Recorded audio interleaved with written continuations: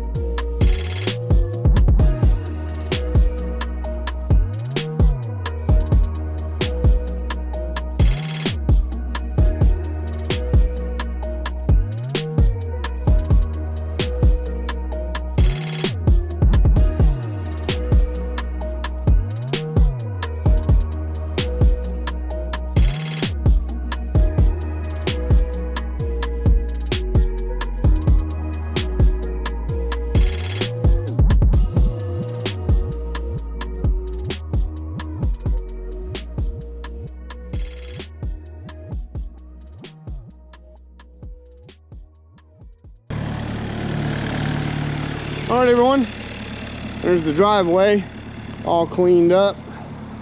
Got everything cut back down there. But here is all the backyard and the side yard. Got all this mulched down and cleaned up. Owner is super happy with everything. We can't go too far back that way. There's a property line right in there. So we just kind of trimmed all this back as best we could. And just opened this right on up. And I took the blower through here. Blew off any of the mulch. Got all that cleaned up. And this all looks good. Now, these trees. After talking to the homeowner, that tree, this tree, that tree, and that tree, that's all coming down. I'm going to come back and do that in about 2 weeks. And what we're going to do is I'm going to just drop them because they're not that big. I'm going to limb them. The limbs we're just going to pile up here. I'll bring the mulcher. We're just going to mulch the limbs. And then I'm going to just take the cores. We're going to cut the cores up, whatever we can't mulch, and just push back down and off into that swamp and let them rot. Because we're not clearing anything else past that right there. And that stuff can just sit back there and rot. And that'll save a lot of money with any haul off or anything like that. And a little bit too big to mulch those cores.